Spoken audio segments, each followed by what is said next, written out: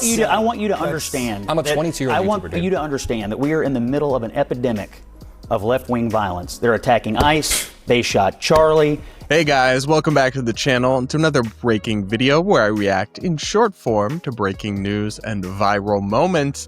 I want to respond to and react to a really interesting clip from a CNN debate that aired over the weekend featuring liberal Democratic YouTuber Adam Mockler and CNN's conservative star, Scott Jennings.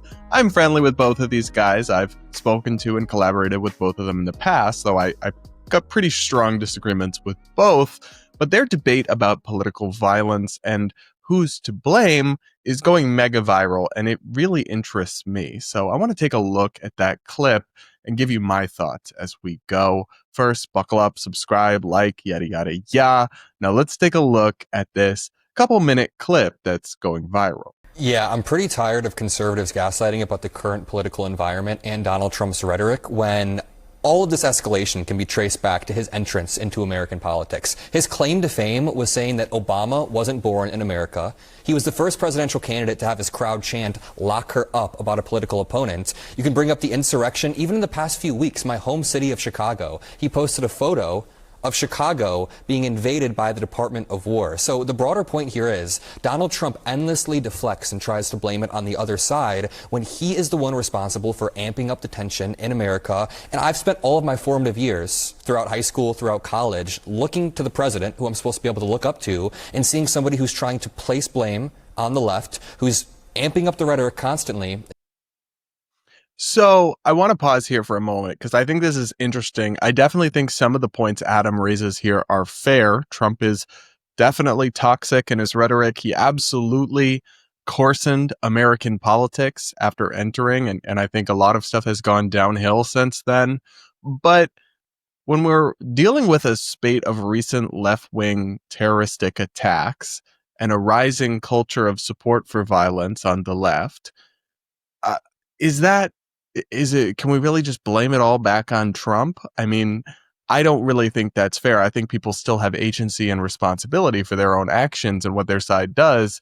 And even if the other side prompted it, or even if I agree that Republicans who condemn Trump, or who condemn Democrats' extreme rhetoric, but then stay quiet when Trump says crazy rhetoric, are being hypocritical. But like when you have left-wing crazy people shooting and killing conservatives, I'm not going to be on board with blaming Trump for that. Like, I don't know. It feels like the accountability layer lies first and foremost with the perpetrator, and second with the broader culture. We've talked about assassination culture and the rise of this in progressive online spaces that foments and supports that kind of thing. I feel like you should just be able to acknowledge that. But Adam wanted to bring it back to Trump, and Scott, as you might expect, had an issue with that. Let's keep watching. And yeah, it's not good. So you think it's Donald Trump's fault that a deranged leftist climbed up to the top of a building and shot up the ICE facility, not once now, but twice in Texas? I think it's Donald Trump's fault that America has gotten to this heated place. I think that...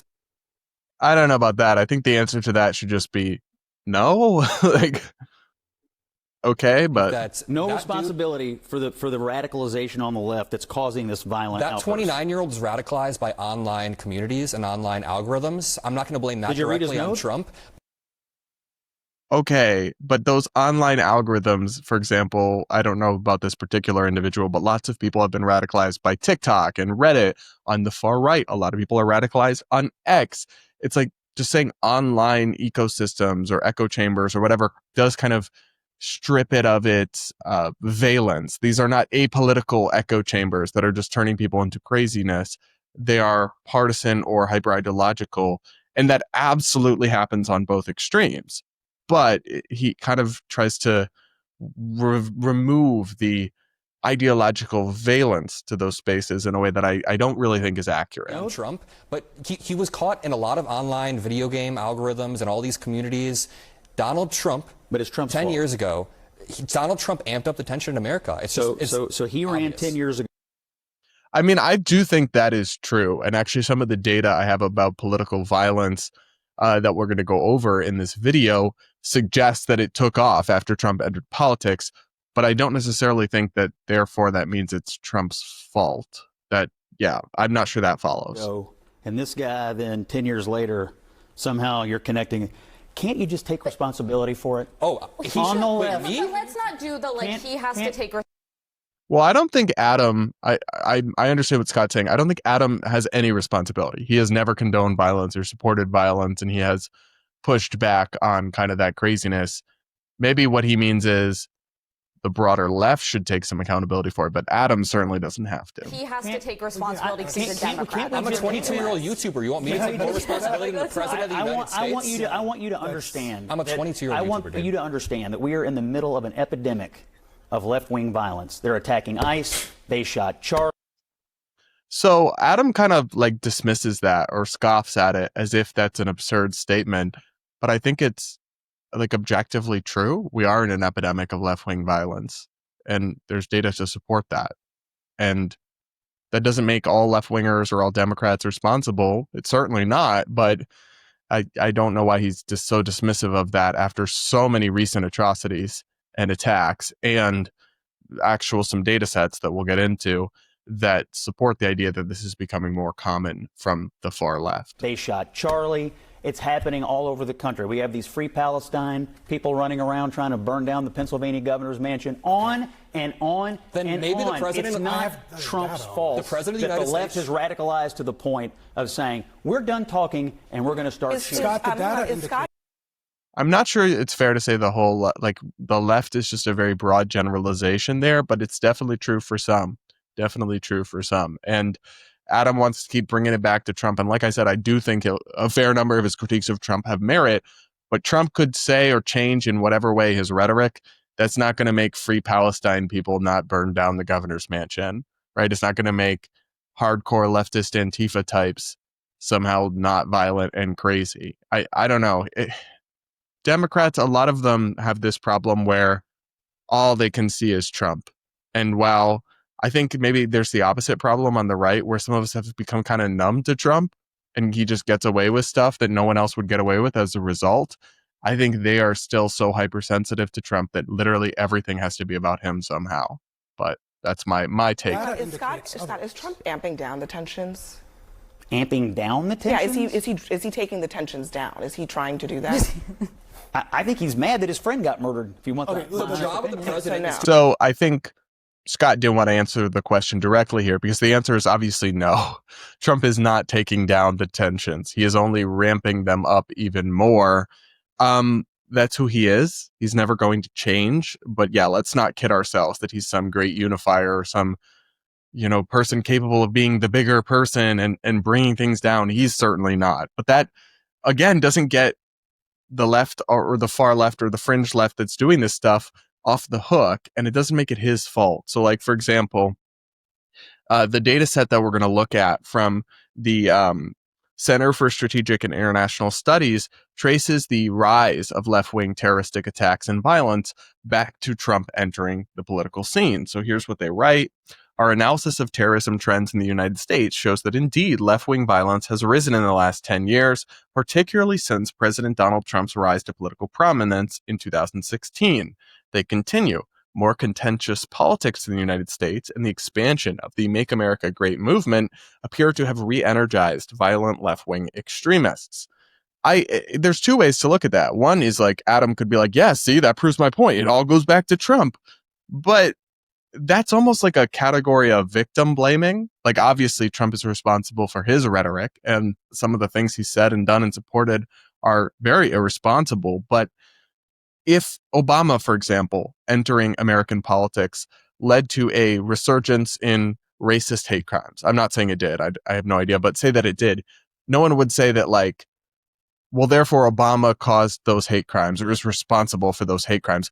There's a flipping of the responsibility, because just because somebody enters politics and is incendiary doesn't mean that if you respond in an unhinged and unethical and violent way in response to their, extremist rhetoric or whatever you want to call it, that therefore that's their fault. That's not how personal responsibility works, at least not for me. Now, what about that broader question of left-wing terrorist attacks and plots? Is there an epidemic of left-wing violence? There's certainly a big increase in it. That's what these data show from Again, the Center for Strategic and International Studies, they show a huge increase in left-wing terrorist attacks and plots in the United States. And their data goes from 1994 to 2025.